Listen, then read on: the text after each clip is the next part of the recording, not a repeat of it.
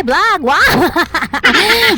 Mga gwapo ko at mga gwapa na mga followers. So, samahan nyo nga kami na kumuha ng singsingan at crabs dito sa Santo Niño. Yeah! So, low tide nga dito sa amin o tawag dyan ay hubas sa amon. Ay kukuha po kami ng singsingan tapos crabs at ano-ano pa ang makikita namin na pwede namin maulam ngayong araw. So, umubog-ubog na nga kami dyan. Hindi pa hubas masyado kasi amat-amat na ba siya hubas? So, habang nga kami ay gaubog-ubog, ay naghahanap kami ng singsingan. To, naghahanap kami dyan sa inyo. Oh, nano! Parang siya ba? Hinahanap mo yung tadhana mo. Scam yarn. So, kumuha na nga kami dyan ng singsingan. Naghahanap kami ng singsingan ay para ay may ulamin kami ngayong araw. Mga inday. Alam nyo ba mga inday, kung low tide dito or tuwing low tide dito, ay mga tao dito ay kumukuha lang dito ng singsingan, ay pumupunta sila dito sa hubasan. Kung low tide dito ay kung masipag ka lang kumuha ng singsingan dito o masipag ka lang pumunta dito na sa hubasan ay libre na ang iyong ulam. Kung wala kayong ulam. Yan nga ang itsura ng singsingan na bato na merong mata. So mahirap yan na kukunin sa hubasan. Kung hindi ka marunong maghanap ng singsingan, kung baguhan ka dito, ay baka bukas ka pa makakita ng ganyan. Dapat malinaw ang iyong mata. Target lock, malinaw ang iyong mata. Kumuha ng singsingan para makikita mo siya.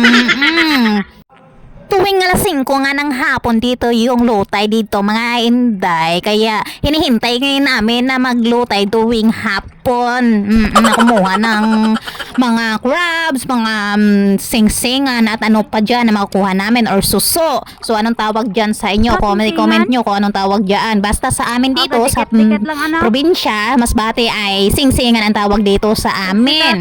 Ito nga sa amin tuwing low tide dito ay malawak dito. Mga inday. At nakuha nga ako dito ng sewage. Sewage! Ay, buta, gulaman daw ang tawag nito na kinakain daw. Parang lumot siya. Basta kinakain siya. So, kinuha ko nga. Masarap ito lagyan ng suka, mga inday. Sobrang sarap. At nakakuha ako ng suso. O, anong tawag dyan sa inyo? Comment nyo dyan kung anong tawag dyan. Basta sa amin sa Masbate ay suso yan ang tawag. At si Sis Ann ay nakakuha ng lato. So, sea grapes ba? Sea grapes ang tawag dyan sa English. Sabi niya, kunin namin to para masarap lagyan ng suka. Damo dili banda. Ikot-ikot lang ba natin eh? Ha? Oh, bato na.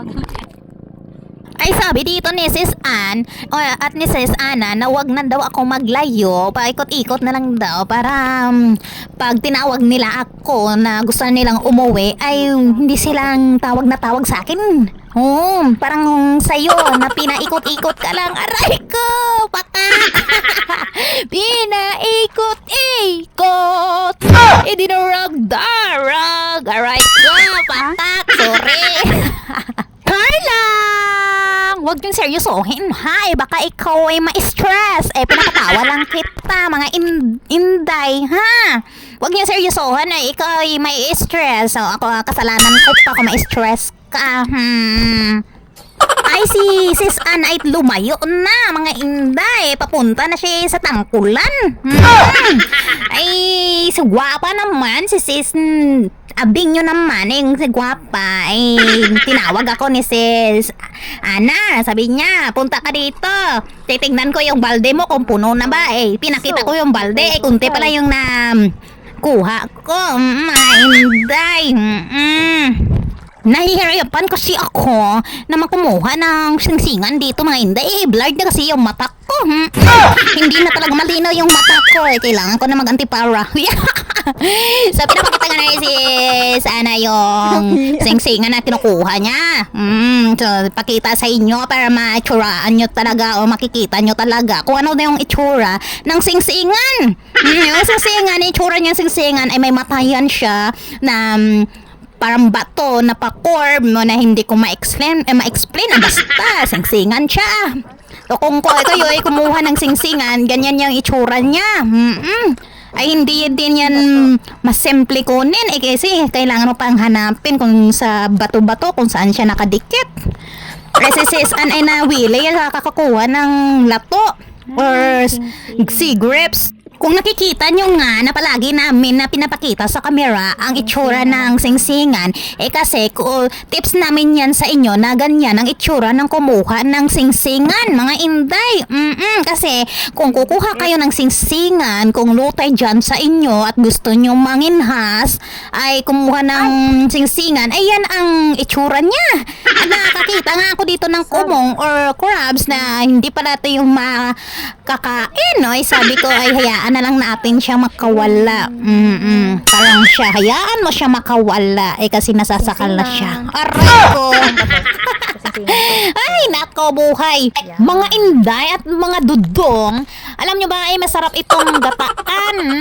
Masarap itong gataan. So, kailangan mo lang itong gawin sa singsingan. So, kailangan mong gawin ay linisan, tapos lagain. Pagluto na siya, so kukunin mo lang ang ano niya, yung laman niya. Tapos lagyan mo siya ng papaya, yung gulay na papaya, tapos lagyan mo siya ng gata. Yun na, may ulam ka na, masarap na yung ulam mo. Yun ang purpose ng singsingan, mga inday. At kung gusto mo naman na hindi mo naman siya sanggataan, your plain lang. So, linisan mo lang din siya. Tapos, lagain mo lang, lagyan ng tanglad. O ang tawag sa English, lemongrass. Lemongrass. Lemongrass. So, ang tanglad ay lemongrass. So, lagyan mo lang sa ng lemongrass. Okay na, may masarap ka na ulam. Masarap na yung paghigop-higop nun mo ng sabaw. At nagabihan na nga kami dito, mga inday, mga dudong. Pero plano namin ito, bago kami pumunta dito ng hubasan, ng mga kapatid ko, ay dumala kami ng flashlight kasi magpapagabi kami. So, diretso na panulo ba? Kaya, dumala kami ng flashlight para makadami kami ng hulihin. Ay, pasensya na kayo sa videographer ko ay baliktad. Kayo na lang mag-adjust. At yan ang aking vlog. Bye. God bless po.